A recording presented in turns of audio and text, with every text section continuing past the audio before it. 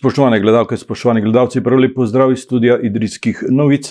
Gostja v današnji oddaji Aktualno je Tanja Tominec, sekretarka območnega združenja Rdečega križa iz Idrije, ki jo prav lepo pozdravljam v našem studiu. Dobrodošli. Dober dan. Včeraj smo obeleževali Svetovni dan prve pomoči, oziroma nekaj dni prej že. Kako v teh razmerah epidemije COVID-19 pravzaprav izvajati te programe? Svetovni dan prve pomoči je bil v soboto, 12. septembra. Mi smo se odločili, da ga obeležimo, se pravi v ponedeljek, 14. septembra. Dobili smo se na mestnem trgu, pred dnevno mestno sobo pri Golitu. Pozvali občane, da se udeležijo te delavnice, v bistvu zunaj na prostem. Z mano sta bila še predstavnika civilne zaščite in pa predstavnica zdravstvenega doma, Center za krepitev zdravja. Saj smo se povezali z namenom vsebine, se pravi tema letos je bila prva pomoč v času epidemije in naš cilj je bil povezati nekako v številke, kaj smo v času epidemije, karantene v Idriji, v naši občini počeli, kako smo bili pripravljeni, kakšen je bil odziv.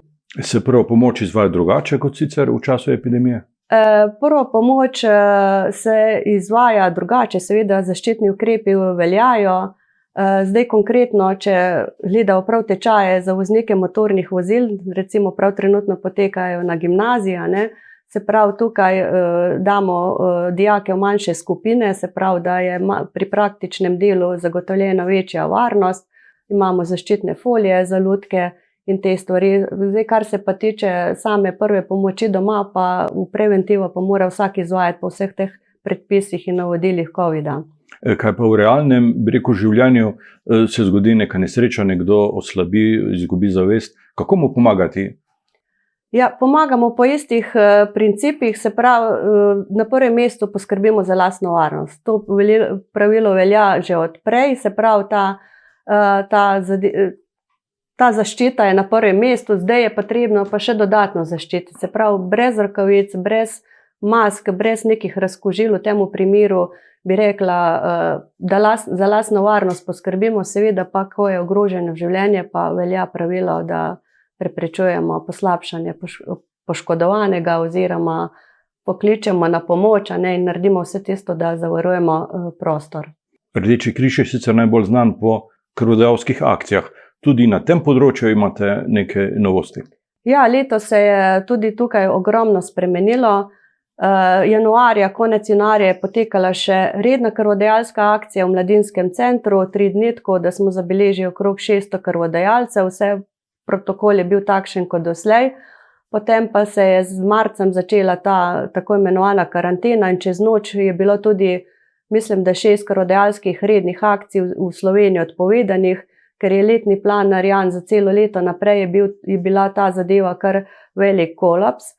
Takrat smo tudi mi dobili v maju poziv, da če lahko organiziramo izredno krvodajalsko akcijo, ker vemo, da v občini Idrija in Cerkno smo po številu krvodajalcev med prvih 5 občin, se pravi odstotek darovane krvi na prebivalca, in ker smo bili konec januarja, naslednja akcija pa je predvidena konec avgusta, so po pravilu, da ženske na 4, moške na 3 mesece, se pravi, se nam ta mesečni odvzem krvi ne podere, da tako rečem, se pravi, lahko darujejo še naprej. So nas prosili, da organiziramo, takoj sem poklicala župana na občino, predlagali so športno dvorano, ker do zdaj smo imeli pravilo, da mora biti vsak prostor, se pravi učilnice za vsako fazo odvzema, no zdaj so rekli, da naj bo kar vse v enem prostoru, ker število krvodajalcev je omejeno. Se pravi, in pri tem bomo ostali tudi zgleda naprej, v bodoče. Tudi ta redna krvodajalska akcija v osnovni šoli v Idriji, ki je bila konec avgusta, je potekala po tem principu.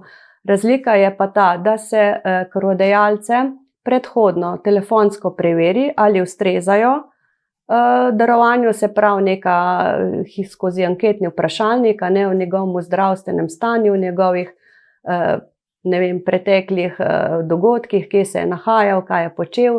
Se pravi, če je zdrav in ni bil v stiku z nekimi obolelimi, sam ni bil na nekih območjih, kot veste zdaj rdeče države in te stvari, potem je ustrezen krvodajalec, dobi termin, uro. Ko pride na krvodajalsko akcijo, se mu še enkrat izmeri temperaturo, ponovno preveri njegovo stanje in potem gre skozi ta proces, se pravi vpis, preveri se tlak, vprašalnik izpolni, hemoglobin in odvzem krvi na koncu kot uspešen. Tako da nekako smo na 120, 130, tudi 150 odvzemov dnevno, ne. Število krvodajalcev za dnevni odvzem se je nekoliko zmanjšalo, kar je pokazala tudi zadnja krvodajalska akcija, tale v avgustu, 4 dni, a ne, 3 Idrije, 1 dan Cerkno. Prej smo med 700 in 800 krvodajalcev zabeležili leto, sedaj pa 546. Ampak kot je sama dr. Maljeva, to se pravi zdravnica iz Centra Zavoda za transfuzijsko medicino, rekla, da je to običajno v teh izrednih razmerah, ker je ta selekcija že predhodno narejena. Tako da smo zadovoljni in bom rekla hvala vsem krvodajalcem, ki se vedno odzovejo, in gledano za celo leto pa je v bistvu vse 3 krvodajalske akcije smo ostali na temu nivoju 1400–1500 krvodajalcev, kolikor beležimo vsa pretekla leta. Mogoče samo še informacija, na Centru za transfuzijsko medicino razmišljajo, da bi neko vmesno krvodajalsko akcijo imeli mogoče tudi naslednje leto v mesecu maju, ne, ker kot rečeno, gledajo tista mesta, kjer je največ krvodajalcev, tako da plani bodo zdaj kmalu narejeni jesen in se bomo odločili, ker prostor je zelo važen, da izberemo tak prostor, da so varni in darovalci in pa zaposleni Zavoda za transfuzijsko medicino. Tako da mladinski center nas bo konec januarja gostil, osnovna šola tako seveda lahko v času počitnic, ko ni otrok v šoli, vmes bomo povedali, bomo še za maj poiskali kakšno novo lokacijo. Ob začetku epidemije v mesecu marcu ste razdelili okrog 30.000 mask v vsej občini. To je zelo veliko, ne? Ja, to je zelo veliko. Seveda prva poznamo to zadevo z maskami, nihče jih ni imel na zalogi, bilo jih je zelo težko dobiti. Mi smo se tukaj povezali vsi na nivoju občine, najbolj seveda civilna zaščita. Potem vemo, da so bile te prostovoljske akcije, ne, odšivanje maske v mladinskem centru, tudi Rdeči križ nam je potem v roku nekih 14 dni, 3 tednov dobavil začetne količine mask, ki so bile pa namenjene najbolj prostovoljcem, ne, na terenu, ker bom rekla, ni bilo nekih izrednih na srečo potreb, se pravi, so bili prostovoljci, ampak se je vse nekako tekoče opravljalo, sem jaz te maske tudi vsem našim uporabnikom, ki so jih potrebovali, tisti, ki so klicali po telefonu, smo jih razdelili, se pravi, vsaj za prvo uporabo, ko jih ni bilo moč dobiti, ne vem, v lekarnah in drogerijah. Tako da jaz mislim, da smo vse nekako omilili tisto začetno zadevo. Kako ste se organizirali v času epidemije? Vaši uporabniki so bili v dvojni stiski, bi lahko rekli. Ja, čeprav bomo tako rekli, že sedaj, ne, bom rekla, veliko uporabnikov, bom rekla, jim pomagamo tako, da jim pakete mesečno dostavimo na dom, vsej starejšim in tistim, ki nimajo prevozov ali tisti, ki nimajo, ne vem, prijateljev, družinskih članov, tako da tukaj se je ta mreža razširila. Se pravi, dnevno smo pobrali naročila, tisto je poklical in se mu je te pakete dostavilo kar pred vrata. Mi smo že v preteklosti sodelovali s službo za pomoč na domu in tudi tukaj smo ostali v stikih, predvsem za te posameznike, ki so doma izven mest, se pravi tudi Cerkno, ne, še za ostala območja, ki tudi pokrivamo, tako da so preko te mreže pomoči na domu, čeprav so tudi oni takrat zelo zmanjšali število storitev, ampak bom rekla, pakete se je tudi v tem času, ker kosila pa te stvari so nemoteno tekla, so dostavili. Kar se pa tiče za Cerkno, je bila pa tudi mreža vzpostavljena s podžupanom občine Cerkno, tako da smo pripravili pakete, jih njim dostavili in oni so preko svoje prostovoljske mreže jih potem dobavljali občanom za območje Cerknega. Tukaj imam podatek, da ste razdelili 5 ton materialne pomoči. Ja, to smo zdaj, prav konkretno sem šla jaz malo pogledati statistiko za čas karantene, se pravi marc, april, maja, ne. Zdaj v tistem času se je povečalo, ampak bom rekla ne drastično število pomoči, se pravi, nekateri so klicali ali jim pomoč pripada, predvsem nekaj družin tujcev, ki so pri nas stanuje, so pač bili na čakanju, niso vedeli, kakšna bo njihova bodočnost, ali jim pomoč pripada, tem smo seveda vsem pomagali. Nekateri so ostali, sedaj uporabniki, večina pa ne, mislim, da so že kar vsi nazaj na delovnih razmerjih. Potem pa je bila tukaj posebna akcija skupaj s Caritasom. Združili smo moči in smo rekli, da v času te epidemije pomagamo, v bistvu vse so to občani naši, rekla, nekateri isti, nekateri, ki z njimi sodelujejo, nekateri z nami. Tako da dejansko je bilo zelo, hvala Bogu, dovolj, ne. Dobili smo vmes tudi donacije Mercatorjev, mogoče kot zanimivost tudi za hišne ljubimčke, je bilo tam takrat poskrbljeno in hrana za pse, za mačke, tako da so bili tudi tega veseli občani in te osebne higiene, ki je mogoče pri nas drugače ni na zalogi, tako da tukaj je bila kar velika razbremenitev. Največji tak projekt, se je pa naredilo skupaj z občino Idrija. Namreč župan je takoj sklical skupino, da se pomaga tistim družinam, ki imajo subvencionirana kosila v osnovnih šolah, se pravi v občini Idrija. Nekako smo po statistiki in skupaj s Centrom za socialno delo dobili informacijo, da je teh družin 150, zdaj nekje več otrok, nekje manj.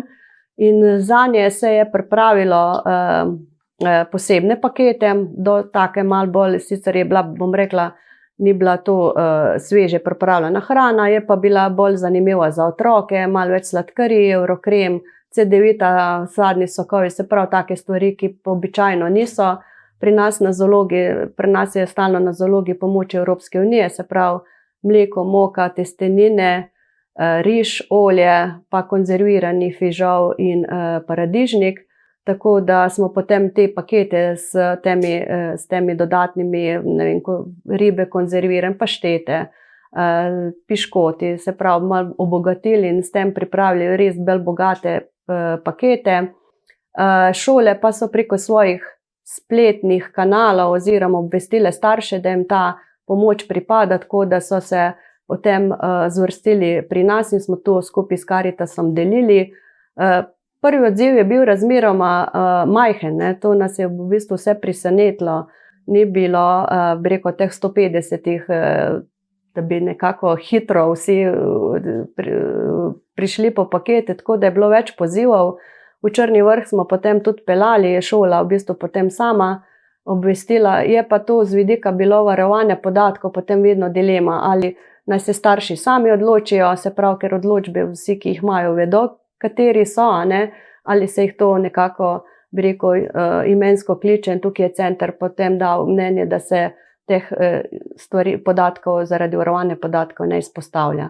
Na koncu so bili vsi paketi razdeljeni, tisti, ki so jih bili veseli, so jih ponovno prišli, se pravi, ni bilo samo v aprilu, ampak lahko tudi v maju, v juniju, tako da tiste družine z večjimi člani družine, se pravi otroki, vsekakor je bila ta pomoč dobrodošla. Je bilo pa tudi nekaj klicev, ko so sami rekli starši, dajte podariti naprej, mi trenutno ne potrebujemo in smo tudi to željo upoštevali. Sicer pa skrbite za skoraj 350 uporabnikov. Ja, ta številka je, se pravi, uporabniške pomoči, ki smo letos od 1. januarja do zdaj namenili uporabnikom. Nekako 120-150 uporabnikov rednih je mesečno, nekateri so pa občasno. Tako da enkrat na mesec se lahko oglasijo po to materialno pomoč.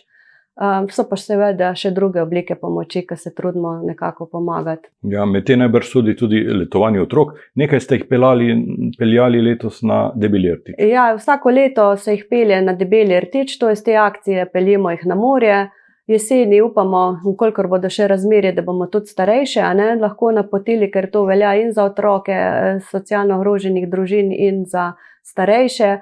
Je pa seveda, ponavadi dobimo 2 termina na leto, letos, bom rekla, ta spomladanski del, prvomajske počitnice so odpadle, zdaj smo poleti bili konec avgusta, 7 otrok. Drugače je kar večje število otrok na Debelem rtiču z Rdečim križem Slovenije, okrog 700 letovalo. ker se tudi pozna, da so druge humanitarne organizacije napotile otroke iz varnostnih razlogov na Debeli rtič, ker niso organizirali, ne vem, na Hrvaškem, naprimer, letovanja. Tako da bomo rekli, da smo kot Rdeči križ Slovenije kar zadovoljni, da so vsa ta letovanja vsaj v poletnem mesecu stekla in na srečo tudi brez težav oziroma vse v zvezi s to korona pravili. Začela se je šola. Na tem področju sodelujete tudi s Karitasom pri oskrbi otrok z najnujnejšimi pripomočki. Kako je bilo letos? Ja, letos, kot vsako leto, se povežemo tukaj s šolsko svetovalno službo na osnovnih šolah Idrija, Cerkno, potem pa tudi s Centrom za socialno delo in tudi Karitasom. Namreč podatki, kot veste, so nekako varovani, smo pa rekli, da vsekakor je pomembno, da vsaka družina, ki potrebuje, se obrne oziroma je napotena strani šolske svetovalne službe, dobi neko pomoč. Se pravi, Karitas deli darilne bone, mi pa dejansko finančno pomoč staršem nakažemo in je namenjena za nakup šolskih potrebščin oziroma delovnih zvezkov, tako da smo pogledali, da se te pomoči ne podvajajo, nekdo pa naprimer je ne bi dobil. Tako da verjamem, da vsi, ki so zaprosili oziroma preko ene od omenjenih služb prišle, se pravi prosili za pomoč, da so to pomoč dobili. In tako je tudi znesek skupni letos 5000 evrov cirka in koliko 106 otrok in več kot 50 družina gledano. So pa šolske potrebščine, trenutno lahko rečem, jih imamo tudi mi še na voljo, recimo zvezke in te potrebščine, ker je Tuš daroval nekaj teh paketov in mislim, da tudi Karitas imamo te šolske torbice kar na zalogi in nekako se starši pa ne odločajo, da bi te rabljene, ki so sicer še vedno uporabne, pri nas vzeli, tako da mogoče se lahko tudi tukaj še pomaga, pa ta pomoč ni izkoriščena. Ja. Projekt Kalak ste zaključili. Ja, veseli smo, da se je projekt Kalak, čeprav bom rekla v tistem času marca, zaključil uspešno, začel se je v letu 2019, tukaj je bil ta košarkaški klub Idrija pobudnik, Karitas pa Rdeči križ smo pa bili partnerji v projektu in veseli smo, da se je od prvotnih 16 000 evrov, kolikor je bil cilj za nakup dvigala za družino Kalak, nabralo dobrih 20 000, se pravi potem še DDV in se je nekaj sredstev namenilo tudi za centralno ogrevanje hiše, tako da to je vse vgrajeno, zmontirano in bom rekla, akcija je kljub epidemije potem se uspešno končala. So podjetja, ki so bila vključena, darovala še sredstva, ki so manjkala v tem trenutku za uspešen zaključek akcije. Tako da hvala vsem donatorjem. Tanja Tominec, hvala za obisk v našem studiu in za ta pogovor. Vam, spoštovani gledalke in gledalci, pa hvala za pozornost.